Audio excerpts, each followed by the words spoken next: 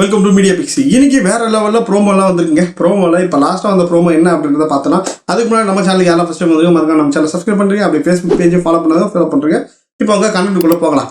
என்னென்னு பார்த்தீங்கன்னா, இன்னைக்கு ஒரு ப்ரோமோ வந்திருக்கு. அந்த ப்ரோமோல விஜய் சேதுபதி அதாவது யாரெல்லாம் உங்களை டம்ப் பண்ணிட்டு மற்றவங்களாம் மேலே ஏறுறாங்க அப்படின்ற மாதிரி ஒரு கேள்வி கேட்டிருக்காரு போல. இதுக்கு எல்லாரும் ஏந்து பதில் சொல்கிறாங்க. அதில் ஆதிரி ஏந்து பதில் சொல்கிறாங்க. ஆதிரி வந்து எஃப்ஜே வந்து இங்கே இருக்கிற பொண்ணுங்கள்லாம் யூஸ் பண்ணிட்டு அவங்க கேமை மட்டும் சூப்பராக ஆடுறான், மற்றவங்க எல்லாருமே வந்து இது பண்ணிட்டு அப்படி தான் எனக்கு தோணுது அப்படின்ற மாதிரி சொன்னாங்க. ஸோ நான் ஆதிரி கிட்டே எனக்கு கேட்கணும் என்னன்னா, இதுக்கு முன்னாடி அவங்கள வச்சு ஒரு கேம் ஆடினால நீங்கள் வெளியில் போயிட்டு அதை பார்த்தீங்களா கேமை, அந்த கேமை பார்த்துட்டு திரும்ப உள்ளே வந்தப்ப நீங்கள் என்ன பண்ணீங்க? ஒன்றுமே பண்ணல. அதாவது ஆதிரி எதுக்கு நம்ம வெளியில இருந்து உள்ள போனாங்க? இப்போ வெறும் பணத்துக்காக மட்டும் தான் போயிருக்காங்க. அவங்க ஒரு கண்டென்ட்டை தருவாங்கட்டு பிக் பாஸ்ல திரும்ப அவங்க உள்ள போட்டாங்க. ஏன்னா வெளியில அவங்க வந்து பேசுறதுல வேற மாதிரி இருந்து, நான் உள்ள போனவொடனே அவனை செம்மையா கேட்பேன், இதை பண்ணுவேன் அது பண்ணுவேன், எனக்கு வாய்ப்பு கிடைச்சா அவ்வளோதான் வேற லெவலில் ஆடுவேன், போய் பேசுவேன் கேட்பேன் அப்படின்னு சொன்னாங்க. சரி, இதெல்லாம் பார்த்து பிக் பாஸ் டீம் என்ன பண்ணாங்க, திரும்ப ஆதிரி எடுத்து உள்ள போடலாம், இவங்க சொன்னதில் ஏதாவது செய்வாங்களா பார்த்தா ஒன்றுமே செய்யலை.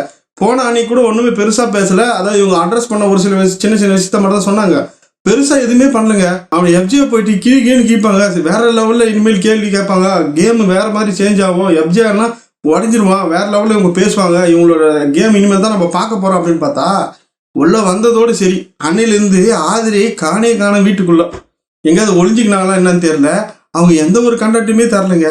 அதாவது இவங்களை நம்பி பிக் பாஸ் இவங்க போயிட்டு உள்ள ஒரு கண்டென்ட் தருவாங்க, நம்மளே வந்து அப்படிதான் பேசணும். இப்போ ஆதிரி உள்ள போறாங்க, அப்போ இனிமேல் வந்து கண்டென்ட் வேற லெவலில் இருக்கும், எஃப்ஜேக்கும் வீணாக்கும் வேற லெவலில் அடி அடிக்குது.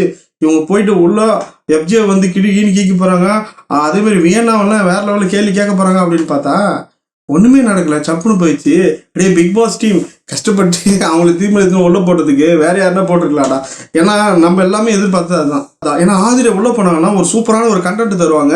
அந்த கண்டென்ட் வந்து 10 வாரம் இல்லை ஒரு 2 வாரத்துக்கு வந்து தரமா நிற்கும் அப்படின்றத நம்ம எதிர்பார்த்தோம். என்னன்னா எஃப்ஜே போய் உடைப்பாங்க, அதே போல உள்ளகிறவங்க எல்லாருமே வந்து உடைப்பாங்க, கேம் எல்லாம் மாறும். வெளியிலிருந்து பார்த்துட்டு அவங்க ஆதிரை வந்து உள்ள போகும்போது 55 நாள் கிட்ட இருந்தது. ஸோ 55 நாள் கிட்ட இவங்க வெளியில அந்த கேம் எல்லாத்தையும் பார்த்துட்டு திரும்ப உள்ள போறப்போ எவ்வளோ பண்ணலாம் எவ்வளோ பேசலாம், எதுவுமே பண்ணல, சும்மா தான் இருந்தாங்க. ஆனால் இப்போ போயிட்டு வந்து வெறும் எஃப்ஜே வந்து பொண்ணுல வச்சு மட்டும் ஆடுறாங்க அப்படின்னு சொல்றாங்க.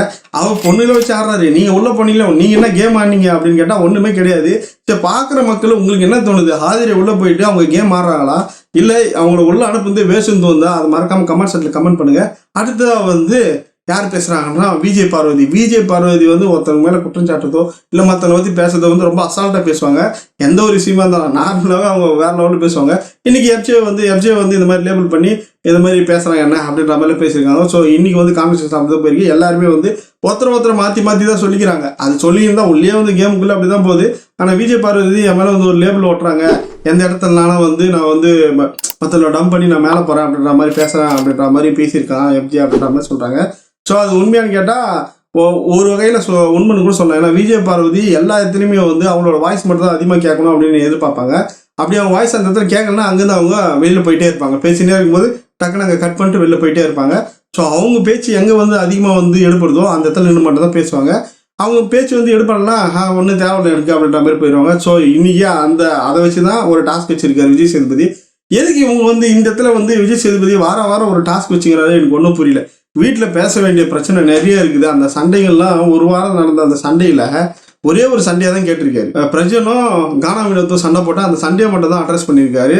கமருதீன் சண்டை போட்டதை அட்ரஸ் பண்ணல. அதுக்கப்புறம் அரோரா விஜய் பார்வதி சண்டை போட்டிருந்தாங்க, அந்த சண்டை அட்ரஸ் பண்ணல. அதுக்கப்புறமா அரோரா கமருதீன் சண்டை போட்டாங்க, அதை அட்ரஸ் பண்ணல. திவ்யா சுபிக்ஷா சண்டை போட்டாங்க, அதை அட்ரஸ் பண்ணல. அப்புறம் திவ்யா கானா வினோத்துக்கு சண்டை வந்தது, அதை அட்ரஸ் பண்ணல. இவ்வளோ பிரச்சனைக்குது.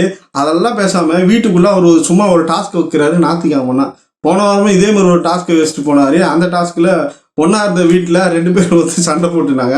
ஸோ அந்த மாதிரி ஏதாவது மூட்டி ஒருத்திக்கு இந்த மாதிரி டாஸ்க் வைக்கிறாங்களா என்னன்னு தெரியல. ஸோ இன்னைக்கு எபிசோடு பார்த்தா தான் தெரியும் இன்னைக்கு வந்து அவர் எந்த மாதிரி பண்ணிட்டு போயிருக்காரு அப்படின்றத. ஸோ வெயிட் பண்ணி பார்க்கலாம் எப்படி இன்னைக்கு வந்து எபிசோடு போகுதுன்ற. மறக்காம நம்ம சேனலுக்கு ஃபர்ஸ்ட் டைம் வந்து மறக்காம சப்ஸ்கிரைப் பண்ணுறீங்க. அப்படி அந்த வீடியோ பிடிச்சிருந்தா ஒரு லைக் போட்டுருக்கு ஃப்ரெண்ட்ஸ். அடுத்து சூப்பரான அப்டேட்டோட உங்களுக்கு பார்க்குறீங்க.